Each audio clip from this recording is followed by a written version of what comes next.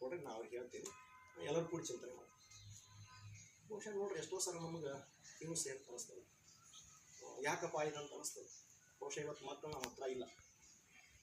ಬಹುಶಃ ಅಕ್ಕ ಅವಾಗ ಹೇಳ್ತಾ, ಚಂದನವ ಕಡಿದು ಸಂದನು ಕಡಿದು ತಂದು ಗಾಣ ಏನು ಏದೊಡೆ ಕಬ್ಬನ್ನು ಕಡಿದು ಗಾಣದಲ್ಲಿಕ್ಕಿದೊಡೆ, ಇವೆಲ್ಲ ಅಂಶಗಳನ್ನ ಬಳಸಿದಾಗ ಬಹುಶಃ ನೀವು ಅರ್ಥ ಮಾಡ್ಕೊಂಡಂಗೆ ಪ್ರತಿದಿನ ಕಸ ಗುಡಿಸ್ತಾರೆ ಮನೆ ಒಡತಿ ಅಥವಾ ಮನೆ ಒಡೆಯ.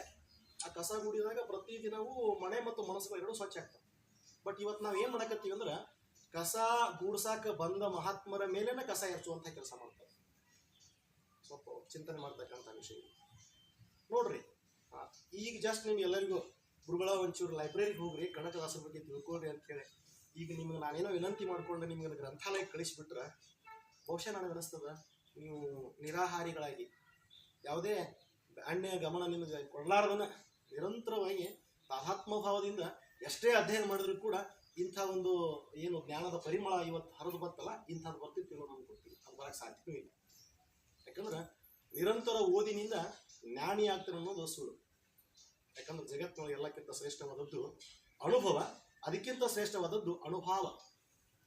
ಇವರು ಅನುಭವಸ್ಥರಲ್ಲ, ಅನುಭಾವಿಗಳು, ಅದರಲ್ಲೂ ವಿಶೇಷವಾಗಿ ಸ್ವಾನುಭಾವಿಗಳು ಅಂತಕ್ಕಂಥದ್ದು. ಇವತ್ತು ನೋಡ್ರಿ, ನಾವು ಇವ್ರನ್ನ ಒಂದು ಕಡೆ ಎಲ್ಲೋ ಕೀರ್ತನ ಮಾಡ್ಕೊಂಡು ಹೋದ್ರು ಅಂತ ಹೇಳ್ತಿರ್ತೀವಿ. ಯಾಕೆ ಬೇಕಿತ್ತು ಇವರಿಗೆ?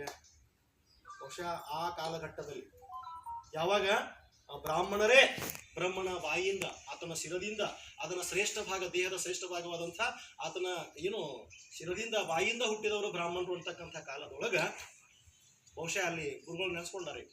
ಬಹಳ ವರ್ಷಗಳವರೆಗೆ ಬಹಳ ಜನ ಇವತ್ತು ತಿಳಿದವರು ಕೂಡ ರಾಮ ಧ್ಯಾನ ಚರಿತ್ರೆ ಅಂತಿದ್ರು. ಅದನ್ನ ರಾಮ ಧ್ಯಾನ ಚರಿತ್ರೆ ಅಲ್ಲ, ಅದು ರಾಮಧಾನ್ಯ ಚರಿತ್ರೆ. ಅಲ್ಲಿ ಮೇಲ್ವರ್ಗ ಮತ್ತು ಕೆಳವರ್ಗದ ಕಲ್ಪನೆ ಹೆಂಗದ ನೋಡ್ಕೊಂಡು ರಾಗಿಯ ಮೂಲಕ ಎಲ್ಲರೂ ಶ್ರೇಷ್ಠ ಅಂತಕ್ಕಂಥ ಸತ್ಯವನ್ನು ಜಗತ್ತಿಗೆ ಬಿಂಬಿಸಿದಂಥ ಮಹಾತ್ಮರು, ತತ್ವಜ್ಞಾನಿಗಳು. ಎಲ್ಲಕ್ಕೂ ಮಿಗಿಲಾಗಿ ಕನಕದಾಸರು ಒಬ್ಬ ಶ್ರೇಷ್ಠ ದಾರ್ಶನಿಕರು. ನಾವೇನ್ ಮಾಡಕತ್ತೀವಿ ಏನಿಲ್ಲ ಕಸ ಹಾಕೋದು ಅಂತ ಹೇಳಿ ಅವಾಗಂದ್ರೆ ಏನಂದ್ರೆ ಯಾರು ಅಲ್ಲಿ ಬೇಡ, ಆ ಬೇಡ ಕುಲದ ಶ್ರೇಷ್ಠ ಯಾರು? ವಾಲ್ಮೀಕಿ.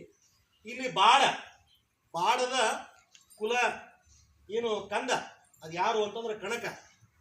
ಅಲ್ಲಿ ಬ್ಯಾಡ ಅಂದವ್ರ ಇಲ್ಲಿ ಬಾಡ ಅಂತೀವಿ.